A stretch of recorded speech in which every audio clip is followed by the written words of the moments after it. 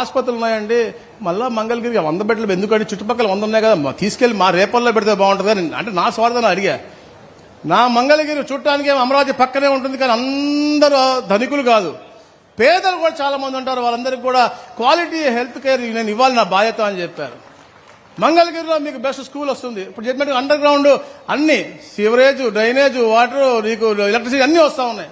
అంటే ఆదర్శవంతమైనటువంటి, ఇప్పుడు మాకు కాదు, మా దేవుడు మా పెద్ద బాస్కి ఈయనకి కాంపిటీషన్ నడుస్తుంది. కుప్పం మంగళగిరి, కుప్పం మంగళగిరి, కుప్పం మంగళగిరి. మనమైతే ఈయనకి వెళ్దాం కోరుకుందాం, ఎందుకంటే మనకు కూడా స్వార్థం ఉంది కదా. ఆయన గెలవడం కష్టం, కానీ దాంట్లో గెలవగలరు. అభివృద్ధిలో మాత్రం గ్యారంటీగా ఆయన గెలుస్తాడు. ఎందుకంటే చంద్రబాబు నాయుడు గారు భావి తరాల గురించి ఇంకా ఎక్కువ, ఈయనకంటే ఎక్కువ ఆలోచిస్తారు కాబట్టి ఆయన దాంట్లో బిజీ ఉన్నారు. ఈయన మాత్రం కేవలం మంగళగిరిలో బిజీ ఉన్నారు. అంటే అద్భుతమైన ఆలోచన, అంటే చెయ్యాలని తపన. ఏ కళ్యాణంకి ఉన్నా లేకపోయినా వెళ్ళాలి అని అందరినీ పరిచయం ఆస్వాదించాలి.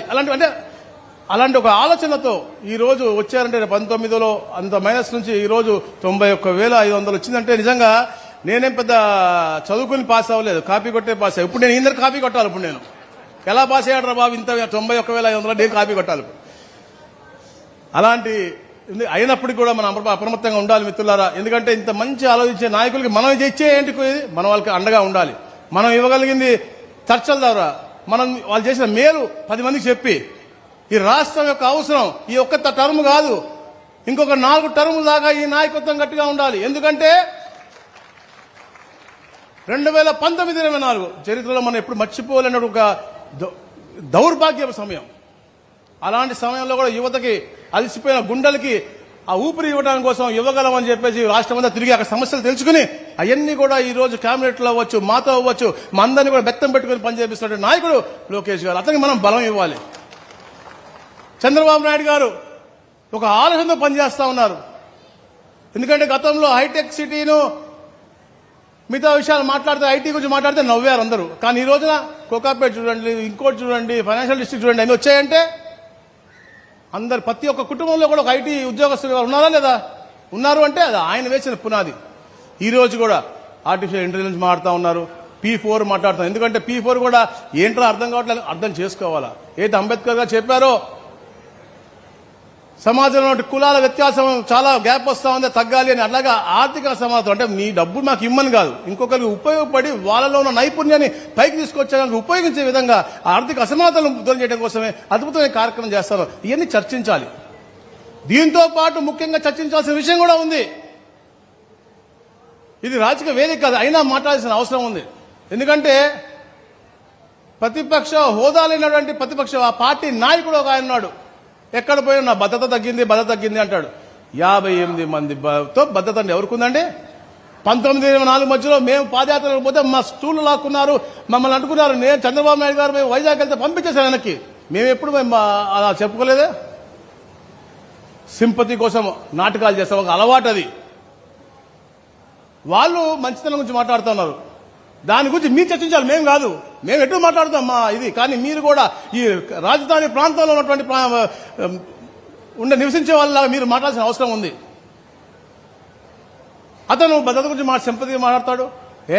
అతను మీటింగ్ పెట్టుకుని, ఇట్లాంటి మీటింగ్ పెట్టి బయట చంద్రబాబు నాయుడు గారి ఫోటో, పవన్ కళ్యాణ్ గారి ఫోటో, లోకేష్ గారి ఫోటో పెట్టి బయట బాక్సింగ్ బ్యాగులు పెట్టి కిక్ బాక్సింగ్ చేపిస్తారా? అంటే అదా మీ నేర్పించేది? మేము ఎప్పుడంటే పనులు చేయమే. ప్రతి ఒక్క రాజకీయ నాయకుల్లో, మహిళా రాజకీయ నాయకుల్లో కూడా ఒక సోదరి మనలో కుటుంబ సభ్యులు చూసే రకాలు మాది. ఎవరిని కూడా మేము అపోహ మాట్లాడడం. మేము అసెంబ్లీలో ఉంటే వాళ్ళ మంత్రులు మా తల్లి అంటే ఎక్కిలు నవ్వాడు. అది గొప్పతనమా? ఈ రోజు ఎవరైనా సరే ఎవరిని కూడా మాట్లాడకూడదు.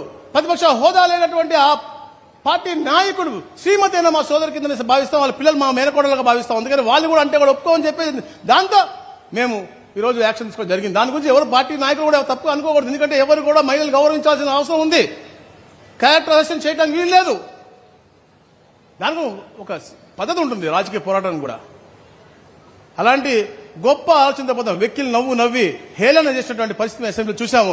కానీ తప్పు చేసిన వాళ్ళు ఎవరైనా కూడా వాళ్ళకి భయపెట్టాలి, క్యారెక్టర్ అరెస్ట్ చేయకూడదు, వాళ్ళని కంట్రోల్లో పెట్టాలి. అది ఎవరు చేసినా తప్పేనా మంచి సందేశం ఇచ్చినటువంటి గొప్ప నాయకులు చంద్రబాబు నాయుడు గారు, లోకేష్ గారు. అలాంటి వాళ్ళు మనం బలపరచాలి, అవన్నీ మనం మాట్లాడాలి. వచ్చామా పట్టా తీసుకున్నామా వెళ్ళామా 2 సంవత్సరాలు అమ్ముకుందామా లోన్ పెట్టుకుందామా లేకపోతే ఇంకా పెద్ద ఇల్లు కట్టుకుందాం కాదు. రాజకీయం కూడా మీరు మారాల్సిన అవసరం ఉంది. తప్పకుండా. ఎందుకంటే మంగళగిరిలో ఇలాంటి కార్యక్రమాలు ఇంకా చాలా జరగాలి. యువ నాయకుడు, రాబోయే కాలానికి పెద్ద నాయకుడు, అలాంటి గొప్ప నాయకుడు మనకు రావడం చాలా అదృష్టం. మంగళగిరి ప్రాంతంలో అన్ని అద్భుతాలు జరుగుతూ ఉంటాయి. ఈ రాష్ట్రంలో కూడా అద్భుతాలు జరుగుతూ ఉంటాయి. ఈ కూటమి ప్రభుత్వం 10 కాలాలు చల్లగా ఉంటుంది, 20 సంవత్సరాలు గ్యారంటీగా ఉంటుంది. దానికి మీ ఆశీస్సులు ఎప్పుడు ఉండాలి. ఇలాంటి గొప్ప కార్యక్రమానికి నన్ను ఆహ్వానించినందుకు, ఎందుకంటే రెవెన్యూ మంత్రిగా కాదు, మా కుటుంబ సభ్యులుగా నిజంగా నాకు వయసులో పెద్దోడు అయిపోయాడు, లేకపోతే నేను వేరే గౌరవించాల్సిన మనిషి. ఎందుకంటే నాకు ఎప్పుడు నాకు చాలా అండగా ఉండే ఒక స్ఫూర్తినిచ్చే గొప్ప నాయకుడు. ఇక్కడ ఎమ్మెల్యేగా ఉండటం మీ అదృష్టం, మాకు నాయకుడుగా ఉండటం మా అదృష్టం. తప్పకుండా అందరం కలిసికట్టుగా ఈ రాష్ట్ర అభివృద్ధి కోసం, భావితరాల మంచి కోసం తప్పకుండా మనం అందరం కలిసి కృషి చేద్దాం. ఎలాంటి సమస్య ఉన్నా కూడా, అంటే ముందు మీ ఎమ్మెల్యే మీకు ఎప్పుడు అందుబాటులో ఉంటాడు. ప్రజావేదిక కూడా ముందు మంగళగిరికే ముందు ఛాన్స్ ఇస్తాడు. కాబట్టి నాకు అవకాశం ఉండదు. అయినప్పటికీ కూడా టీం చంద్రబాబుగా, టీం కూటమిగా, టీం లోకేష్ గా తప్పకుండా మేము కూడా మీకు అందుబాటుగా ఉంటామని చెప్పి తెలియజేసుకుంటూ, thank you very much sir for calling me such a lovely programme. Thank you sir. జై లోకేష్, జై లోకేష్. నారా లోకేష్ గారి నాయకత్వం, నారా లోకేష్ గారి నాయకత్వం. Thank you.